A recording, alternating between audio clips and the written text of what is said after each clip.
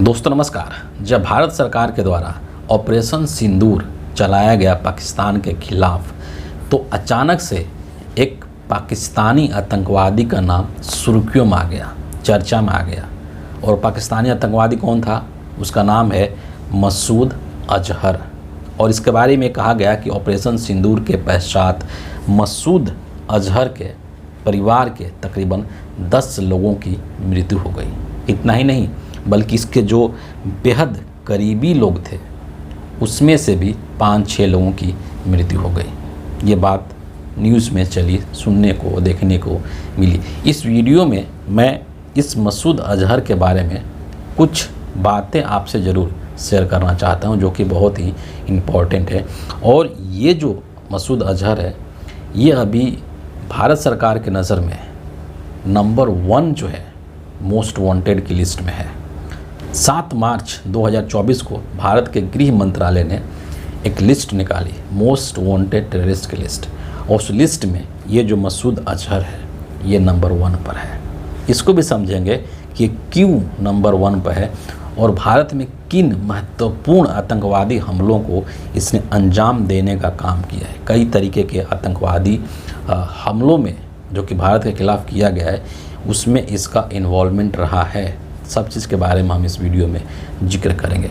लेकिन शुरुआत करते हैं कि ये जो मसूद अजहर है ये है कौन। इसका जो जन्म है वो जुलाई 1968 में पाकिस्तान में एक जगह है बहावलपुर, वहाँ पर हुआ था। और एक बहुत ही इंटरेस्टिंग चीज़ मैं आपको बता रहा हूँ कि इसके जो पिता थे वो सरकारी स्कूल के अंदर प्रिंसिपल थे। सोचिए कि सरकारी स्कूल के मास्टर का बेटा आतंकवादी बन गया।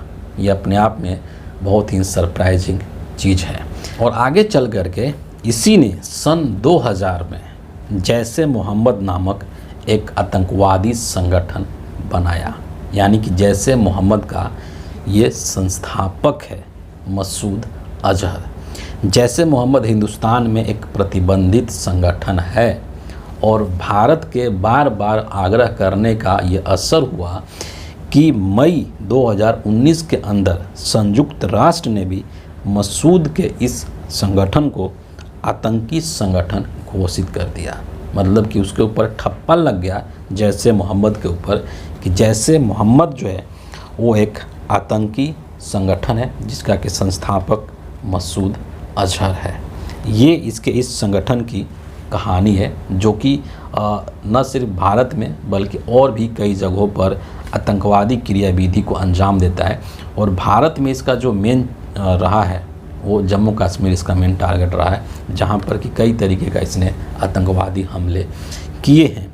अब इसका जो इन्वॉल्वमेंट रहा है, हिंदुस्तान में कई तरीके के ऐसे वारदात हुए हैं, आतंकवादी हमले हुए हैं जिसमें कि इसका इन्वॉल्वमेंट रहा है, उसको हम लोग एक एक करके देख लेते हैं। और इन्हीं कारणों से ये भारत सरकार के लिस्ट में नंबर 1 पर, मोस्ट वांटेड की लिस्ट में नंबर 1 पर है। सबसे जो पहला घटना है वो अक्टूबर 2001 का है। अक्टूबर 2001 के अंदर श्रीनगर में तत्कालीन जम्मू कश्मीर राज्य विधानसभा कॉम्प्लेक्स के अंदर आतंकवादी हमला किया गया था, जिसमें कि ये बताया जाता कि 35-40 के तकरीब लोगों की मृत्यु हुई थी। उसमें इसका भी हाथ था, मसूद अजहर का भी हाथ था। इसके बाद आते हैं दूसरे घटना की तरफ। 12 दिसंबर 2001 को आपको याद होगा, पूरे देश को याद होगा कि भारतीय संसद के ऊपर आतंकी हमला किया गया था। उसमें भी मसूद अजहर का हाथ माना जाता है, उसमें भी ये अपराधी है, उसमें भी इसका नाम है।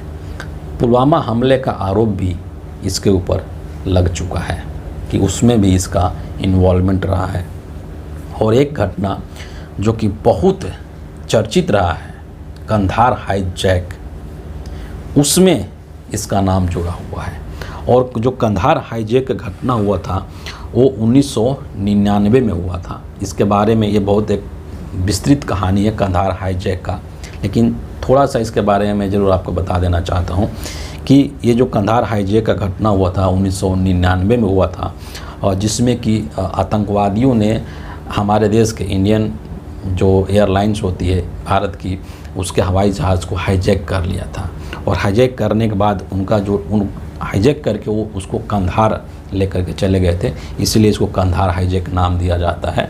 और उनका जो डिमांड था वो डिमांड था कि जो 3 चरमपंथी हैं, यानी कि जो 3 आतंकवादी हैं, उनको रिहा कर दे भारत। उस समय ये जो मसूद अजहर था वो भारत के हिरासत में था 1999 के दौरान में। और जब ये कंधार हाईजैक हुआ तो उन आतंकवादियों ने जिन 3 लोगों की रिहाई का डिमांड किया था भारत सरकार से, उसमें से एक ये मसूद अजहर भी था। आप समझ लीजिए, इसको छुड़ाने के लिए उन्होंने हमारे एरोप्लेन को ही हाईजैक कर लिया।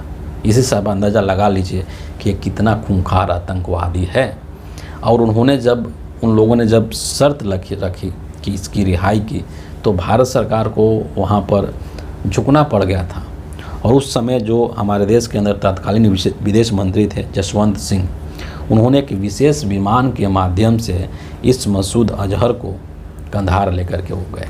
और उसके बाद इसको लेकर के तब से लेकर के अभी तक जो है हमारे देश की जो सुरक्षा एजेंसियां हैं वो इसकी तलाश में हैं और अभी तक सफलता नहीं मिली है। कई मौक़ों पर भारत की सरकार ने पाकिस्तान से ये अपील की है, पाकिस्तान को ये बोला है कि आप जो है इसको हमें सौंप दीजिए, क्योंकि इसने हमारे देश में कई तरीके के आतंकवादी घटनाओं को अंजाम दिया है। लेकिन जो पाकिस्तान है वो हर बार कुछ ना कुछ बहानेबाजी कर देता था कि ये हमारे देश में नहीं है, हम इसको नहीं जानते हैं वगैरह वगैरह, कुछ भी एक्सक्यूज़ बना करके, और वो इसका प्रत्यर्पण नहीं करना चाहता था। इतना खूंखार आतंकवादी जिसने कि न जाने कितने लोगों की जान ली होगी, और जब इसके परिवार के 10 सदस्य मारे गए, जब इसके कुछ करीबी सहयोगी मारे गए, तो ये जो है बिलबिलाने लगा कि काश मैं भी मर जाता तो मुझे ये सब चीज़ें नहीं देखना पड़ता।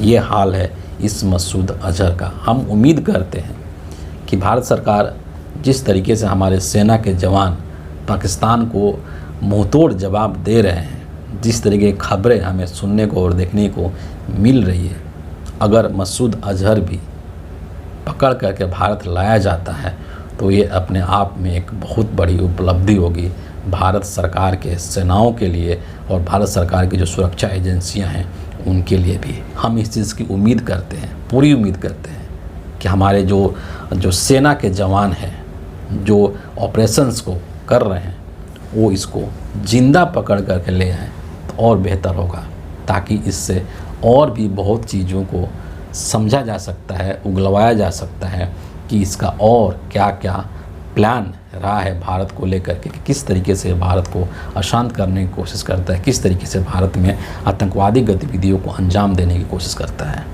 तो ये खतरनाक आतंकी है मसूद अजहर, जो कि पाकिस्तान के सरपरस्ती में पाकिस्तान के सह पर पल रहा है और बढ़ रहा है।